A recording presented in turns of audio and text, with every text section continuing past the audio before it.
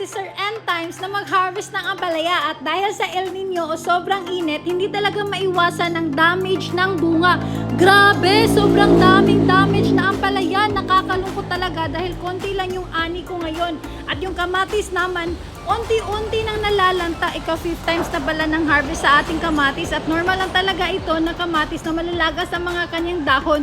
Pero sa nakikita ko, mag-survive talaga yung kamatis natin hanggang 8 na harvesting. Pero dahil sa sobrang init, no, withered talaga yung mga kamatis natin. Oh no, parang last harvest na natin to, pero sana mag-harvest pa tayo ng hanggang 6 na harvesting sa ating kamatis. Sa ampalaya naman is continue yung pagpupruning natin, pero hindi talaga maiwasan na mag-color yellow yung mga bunga, lalo na sa sobrang init. Anyway, after kong mag-sort ng good out of bad na mga bunga, kinilo ko ito. Noon, nakakakuha tayo ng 15 to 20 kilos na ampalaya. Every 3 days. Yes po, every 3 days yan.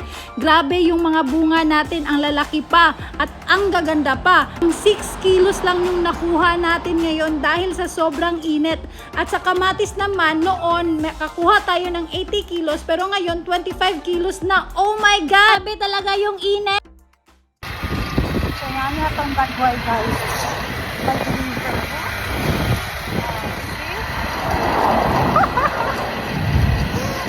Oh my God! I am brainy. Or sa bandi na niya. Malata ang mga sa ako. Malata. Anyway. So yan niya ang sintang sa farmer. So guys, we are now on our way para ibenta yung harvest natin na kamatis at ampalaya at pupunta rin tayo sa RHU dahil marami tayong orders na kamatis doon. So let's go! Sila yung kumprana, ma'am. 45 na lang ni. Wala, ipilian. Di na ma-appeal. Wala ko'y mahimuin ko. Ano yung yellow Sige, na? go. Kuha na siya, 6 kilos man na, 5 na lang natanan. Timbangan sa. Wala na, oy, nangadaot sa init. Nga sa ko dito, ibalhin ang ipukuhan pagpuas motor ba? Dalhin sa daw na doon. Pwede siya, ninang. So, Agi alam ni namaligya ko siyang baligya, te. Siyang baligya. Talong. Talong ko yung baligya. So, iya rin yung talong. Dili na mao. Dili, di ay, napaday sila ha. Palit si ate yung kamatis, 5 kaputi. Ayaw sa dong ha. Nga daw. Pero mas lingkod na lang. 100, thank you.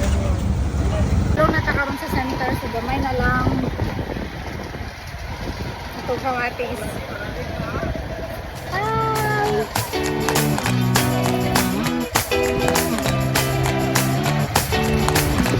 Yan din yung kaputa guys, no?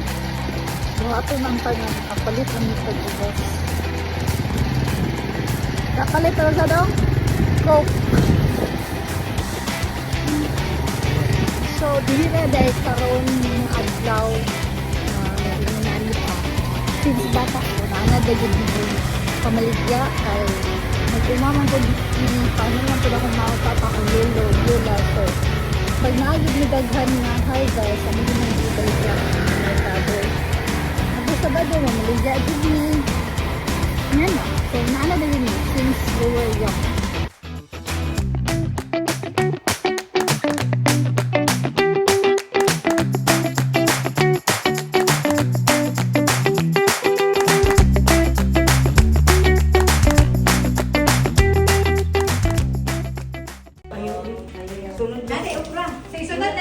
Wala mo yung okra? Mura ganyan tanong. Sige yun, isabi naman, 20. Yung kamot sa food mom, 20-20 lang. Wala. Hello, Robby si mom. Uy, salamat ma'am, keep the change. So ito na, nahurot na, napatay hato dito isa order, mga goodness. So yun na, ubos na lahat. Hurot ang ato ang baligya. Pagdit na kaayo anyway, so balik ta. Balik na ta sa ato ang kauli na ta.